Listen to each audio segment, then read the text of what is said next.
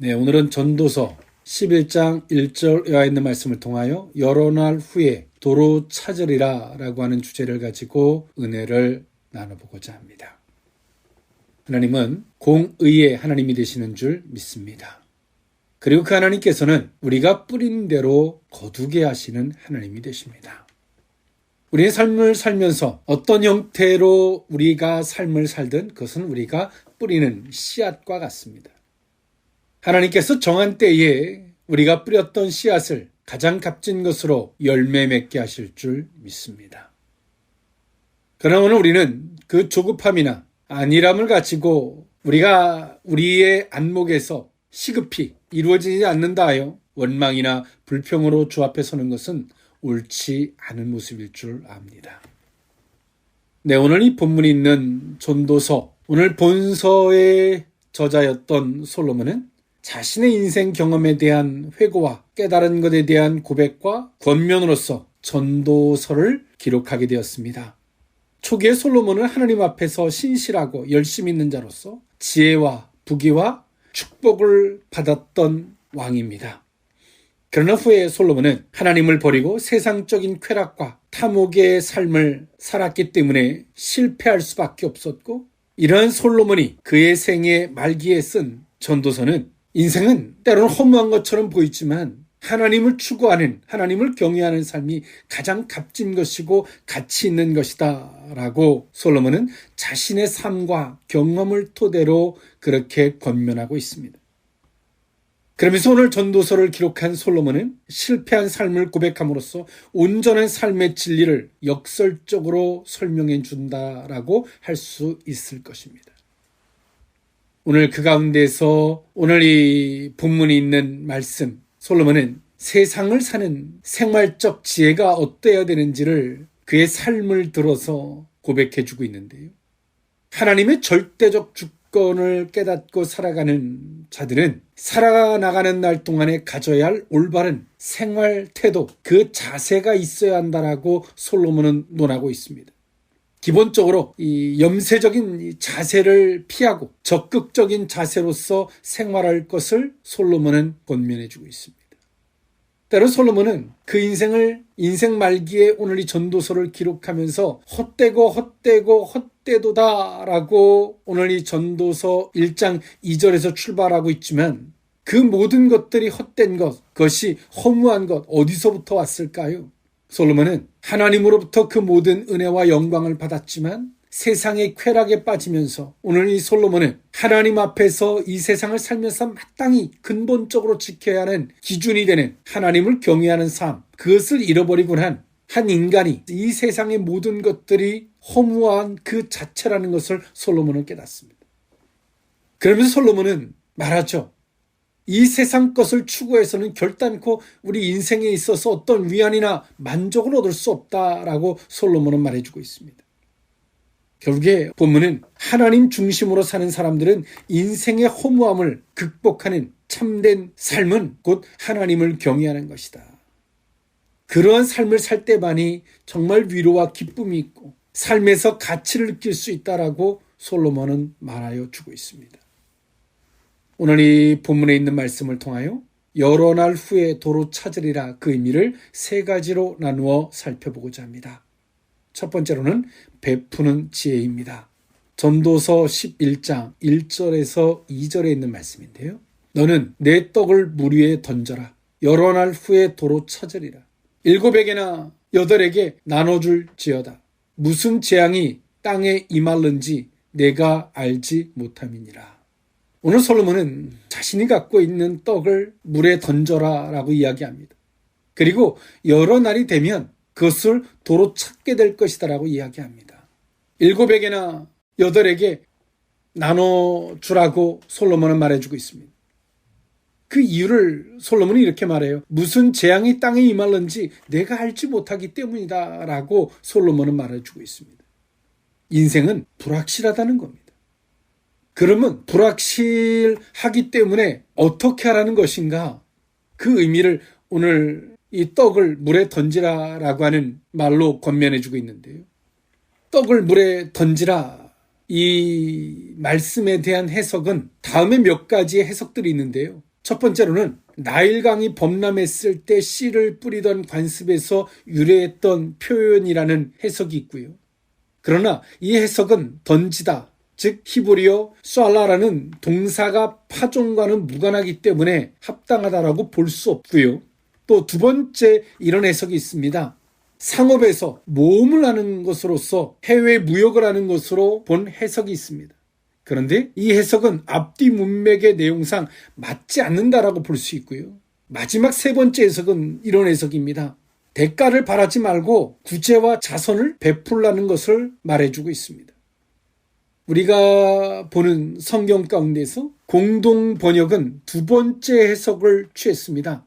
상업적으로 모험을 하고 해외 무역을 하는 이런 개념으로서 두 번째 해석을 택했고요. 리빙 바이블은 세 번째 해석을 취했습니다.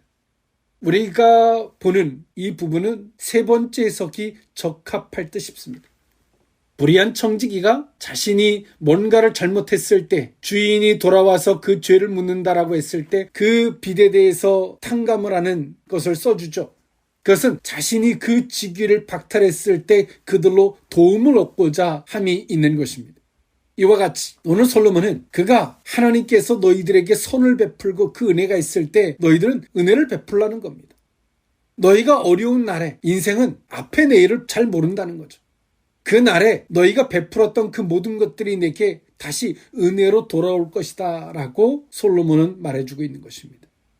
솔로몬은 그가 왕의 초반에는 모든 지혜나 영광이나 재물이나 모든 것들을 받아 누렸던 솔로몬입니다.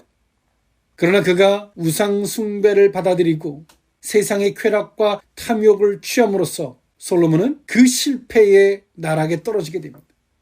그리고 솔로몬은 인생 말년에 오늘 이 전도서를 기록하면서 이 모든 것들이 헛되다라고 하는 것을 솔로몬은 깨닫죠.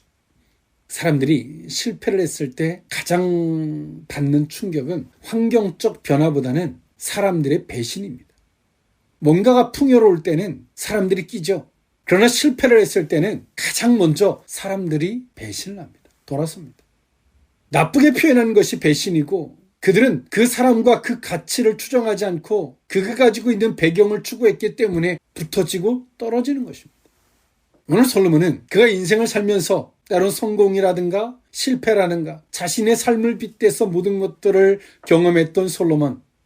그러면서 이 생활을 사는 지혜, 어떤 삶을 살아가는 것이 과연 지혜로운 것인가? 곧 베풀라는 것이죠.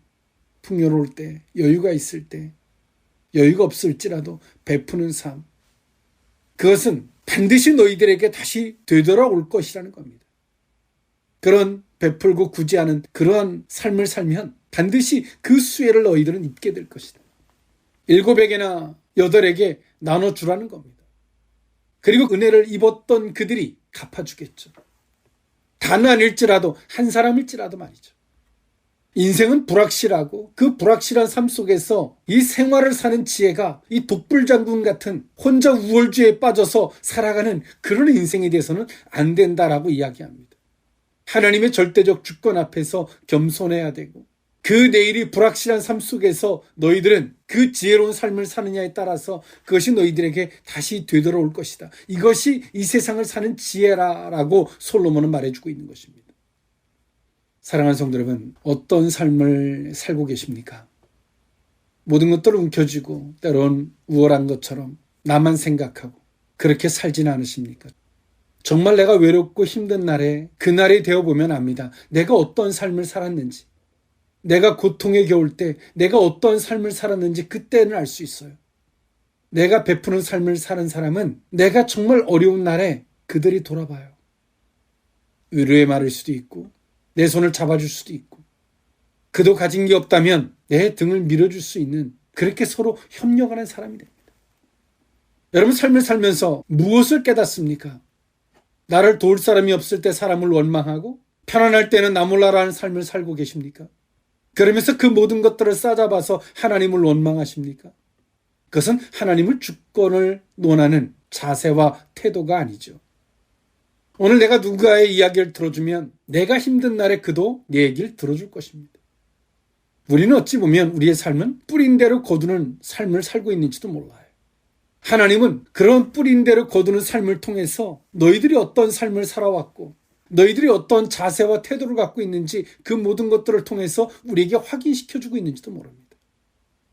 오늘 솔로몬은 하나님의 주권을 인정하는 사람들의 이 생활적 태도와 자세와 그 지혜가 어떠했는지를 이렇게 이야기해주고 있는 것입니다. 우리는 하나님의 주권을 잘못 오해하여 나만 아니란 자세를 갖고 그리고 내가 힘든 날에 나를 돌아보지 않는 모든 것들에 대한 원망의 태도를 갖는 이 어리석은 자리에 설 때가 있습니다.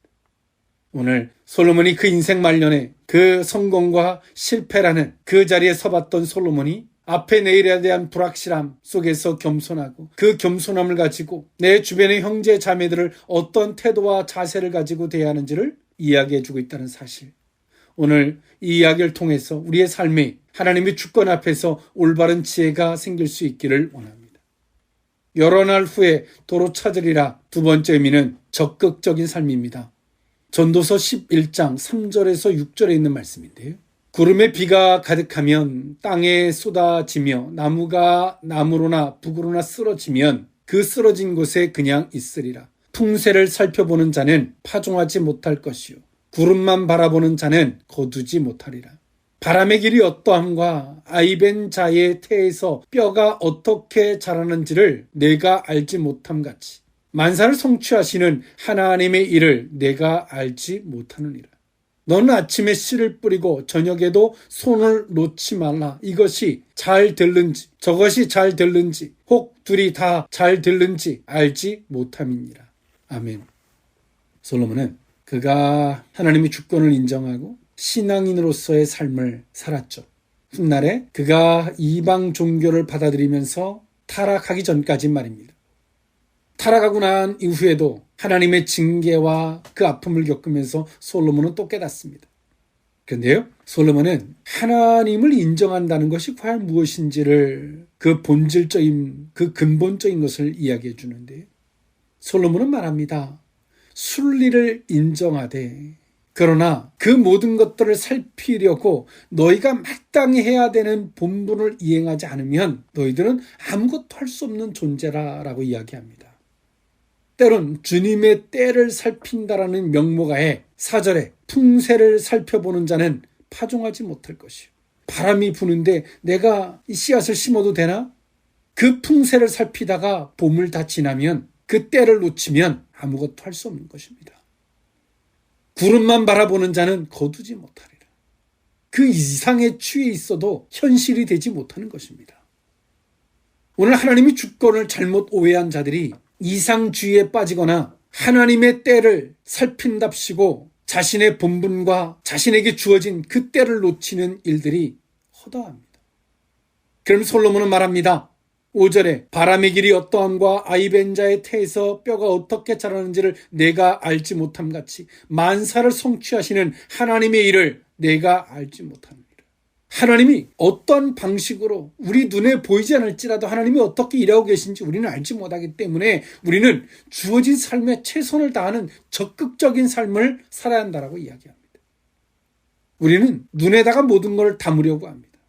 그리고 그것을 확인하고 행동한다라고 하는 그것이 순리이고 그것이 하나님의 뜻을 그 때를 살피는 것 같은 지혜인 것처럼 보이지만 그런 삶은 곧 본분도 잃어버리고 내가 어떤 본분이 그리고 하나님께서 지금 어떤 때에 우리에게 주어진 것인지도 모르고 다 그 시기와 본분 그 자세를 잃어버리는 그 어처구니 없는 자리에 서게 된다는 것입니다. 그래서 솔로몬은 말합니다. 6절에 너는 아침에 씨를 뿌리고 저녁에도 손을 놓지 말라. 이것이 잘 될는지 저것이 잘 될는지 하나님의 주권에 있다는 거예요. 그러나 우리는 적극적인 삶을 살아야 한다는 겁니다. 혹 둘이 잘 될는지 알지 못합니다. 우리가 하나님의 주권을 논하면서 요걸까 저걸까 하나님의 주권을 논하면서 바람이 멈추면 씨앗을 뿌려야지 봄에 그 시기가 지나가고 그 시기를 놓치면서 내가 누구인지 내가 농부인지조차 그 본분을 잃어버리는 것입니다. 우리는 하나님의 주권에 대해서 너무나 많은 오해를 하고 있습니다. 때로는 하나님의 뜻을 살핀다 하면서 이상주의에만 빠져 있습니다. 현실성이 없는 거예요. 말은 고상한데 생각하는 건 아주 고상한데 현실성이 다 없는 겁니다. 농부가 가을에 추수할 것을 상상합니다. 그 상상으로 추수할 것을 얻지 못합니다. 상상을 했다면 봄에 씨앗을 뿌려야죠. 그것은 현실이라고 하는 것과 씨앗을 뿌렸다면 물을 주고 가꾸듯 그 과정이라는 걸 통해서 우리가 상상했던 그 결과를 만나게 되는 것입니다.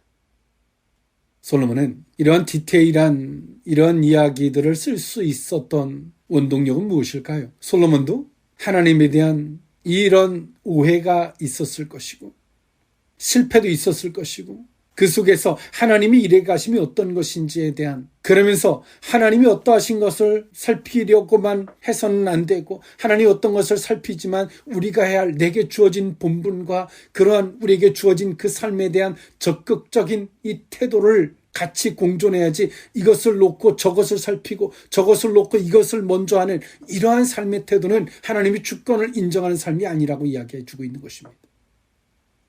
하나님이 하시는 일은 우린 다 알 수 없습니다. 요셉이 감옥 속에 있을 때 하나님께서 바로에게 꿈을 꾸게 하실지 요셉은 알지 못했습니다. 요셉이 감옥 속에 있을 때 바로가 그 꿈을 꾸고 그 꿈을 풀지 못하여 괴로워했던 것을 요셉은 몰랐습니다. 요셉이 감옥 속에 있을 때 다른 사람들에게 꿈 해몽을 요청하고 그 사람들이 그 꿈을 해석하지 못했을 때도 요셉은 그 모든 걸 알지 못했습니다. 훗날에 나중에 알게 된 겁니다. 아무도 풀지 못하더라. 네가 한번 해봐라. 그제야 알게 된 것입니다. 그 모든 것들이 하나님이 조성하신 일이라는 거 요셉이 나중에 알게 된 것입니다. 우리는 우리에게 주어진 본분 안에서 씨앗을 뿌리는 거예요. 그 땅 속에 얼마큼 큰 미생물이 있고 며칠 날 비가 오고 어떻게 될지 우린 잘 몰라요. 뿌리가 몇 센치 자라서 어떻게 될지 우린 잘 몰라요. 그러나 그 모든 것들은 하나님이 주권에 맡기고 우리는 그 씨앗을 뿌리는 겁니다.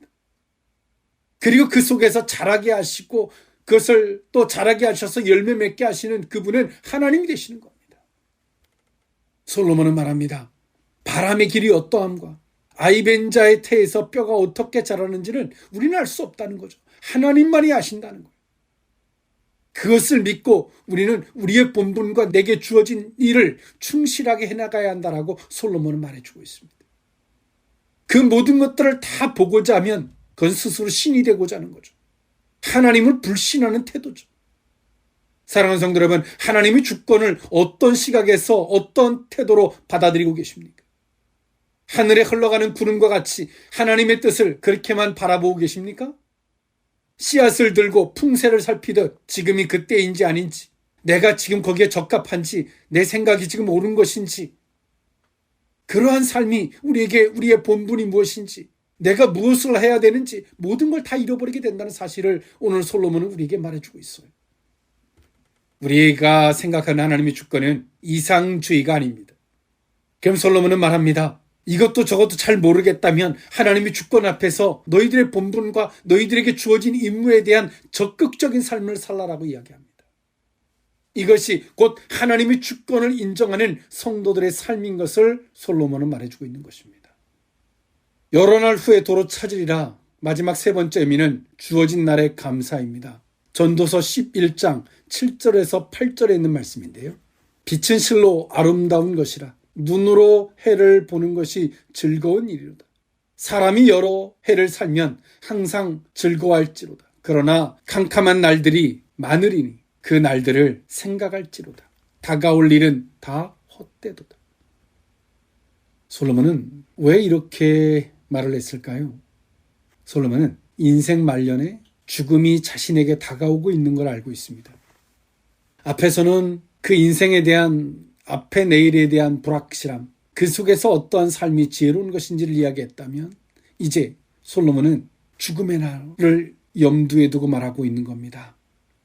그럼 솔로몬은 말하죠. 캄캄한 날이 많을 것이다. 죽음의 날.